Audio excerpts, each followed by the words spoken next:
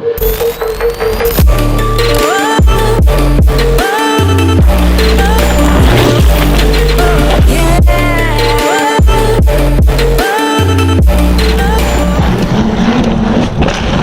we're gonna hit up Soldier's Creek.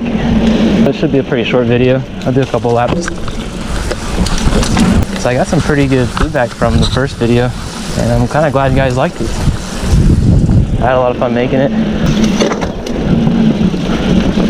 Oh my goodness. Yeah, cheap bike problems, I guess. So I've never really owned a super expensive bike before. I've demoed a lot of really nice bikes.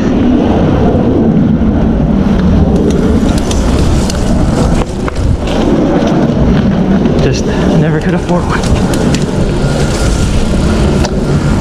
Currently I'm on a GT Verb. This is the competition model. I believe they also make a Sport and then an Expert. And so this is like right in the middle. Whew.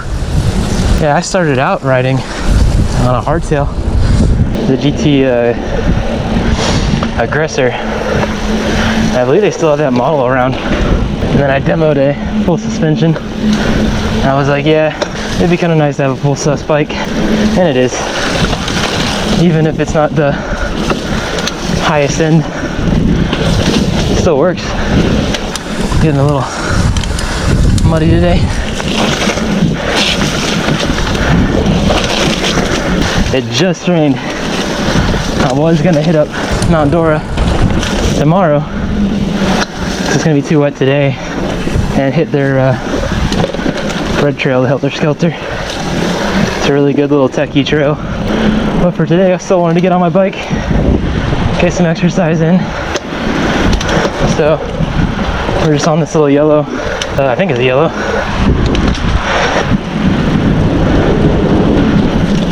There's a lot of really good scenery out here.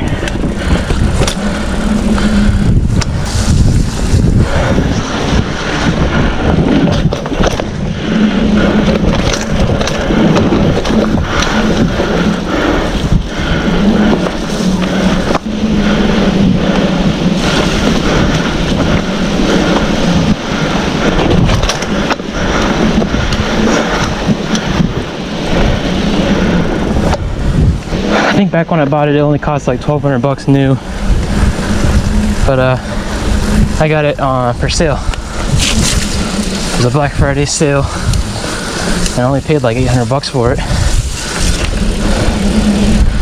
The front fork is different. The one it came with was trash, and the one I got for it, well, it wasn't much better, but it kind of helps. It would be nice to get a drivetrain. This one doesn't like to stay in gear all the time. A couple $100 bucks in upgrades, and been riding it now for I think like 2-3 years now. So it's definitely done me good. I definitely got my $800 worth out of it. I've been thinking about upgrading, but the price of a bike nowadays is insane, and I don't have that much money. There's bikes out there that cost the same price as a car, but you do get what you pay for.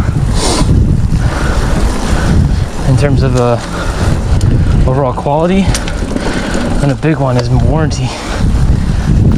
The Sport isn't exactly nice to our equipment, so to have a good warranty, it means a lot, or adds a lot of value to the bike. Just kind of makes you justify the cost. Oh my god, did you see that? A little bird. This is pretty fun. I usually get my bars hung up on that. It was a little wet, so I was a little worried, but made it like no problem. And this is gonna be slippery too.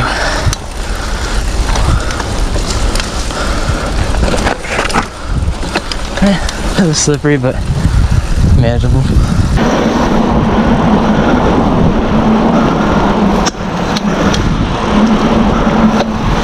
This is fun. Just gotta pedal, pedal, pedal.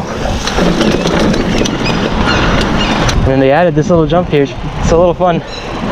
Super easy if you want to learn. Just gotta pedal.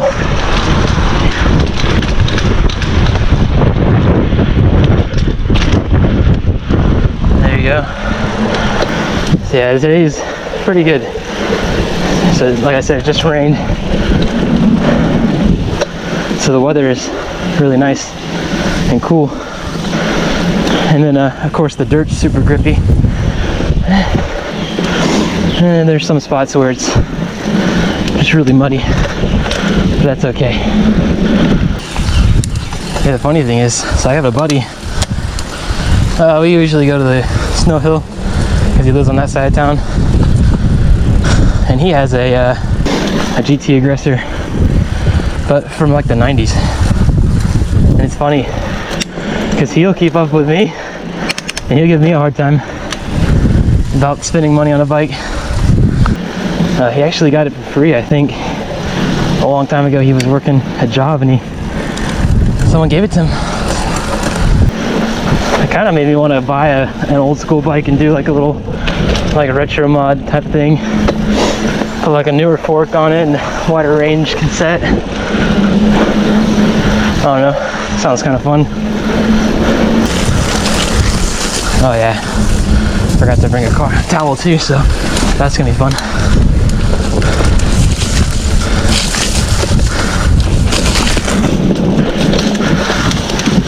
Hopefully you guys are okay. I didn't check the camera, so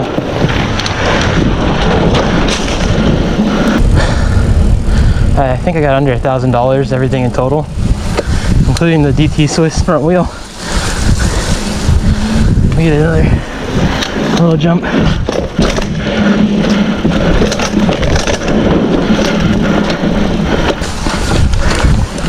Yeah, if you want to get into the sport, you don't need a lot of money. Just need a lot of passion. That's it. Woo. Yeah. A lot of people avoid mud holes. See, the trick is if you have a really cheap garbage bike, you actually go for the mud holes. It's like a game. Everyone's gonna hate me right now because I'm putting the derailleur side in, but yeah, let's flip it around. All right. So here's the bike, and came with a XCT Suntour front fork. It's a Springer. It actually was a pretty soft fork, but that's part of the reason I didn't like it. You know, when you're pedaling uphill or compressing for a jump, the springy front fork and the super soft suspension, it's actually not really that good. It is nice in the rough stuff, but you can just loosen up your body for that. It's still a 120. It's an air fork. It's a Marzocchi. It was like pretty cheap actually. It's technically a cross-country fork. It says not recommended for trail use in the manual, but Now the rear shock is actually the original. It's an Altera branded, which is like GT's, I guess their brand, or like a subsidiary brand. It came with Altera branded wheels. I put the Contis on it, the Trail Kings. So that was another upgrade. So right after the fork, I did the tires, and in order to do the fork, I had to get a new wheel. So I got a DT Swiss, which is kind of funny because I think that is the most expensive part on the bike. I don't know what pressure I'd run in the fork because I just kind of pumped it up until it felt right. So I do run a pretty medium slow rebound. Again, for the jumps, I don't want it to shoot me forward and then me go over the bars. It's got a 32 tooth narrow wide front ring. It's got a wider range cassette.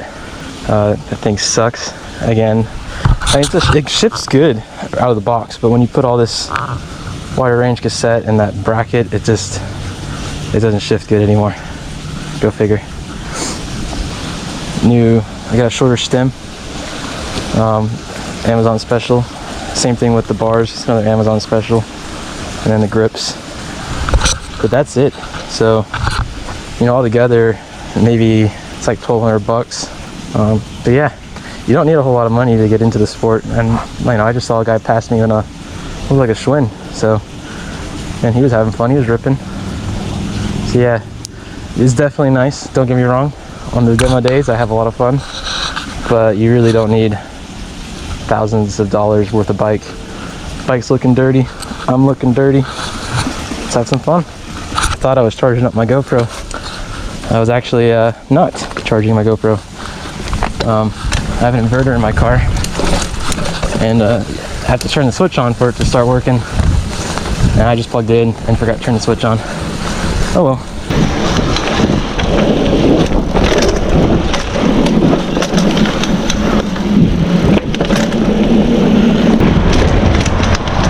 So yeah, the trick is to pedal, get a nice consistent speed up, and then just jump, just like that. There's a lot of braking bumps in there, so if you don't keep pedaling, you'll lose speed really quick.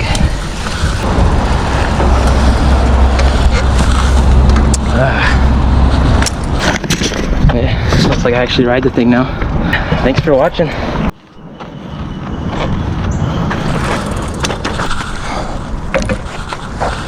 Yeah. Oh, it's a new one. How do you work this thing? I think I've just been beaten by a hose. It's all good.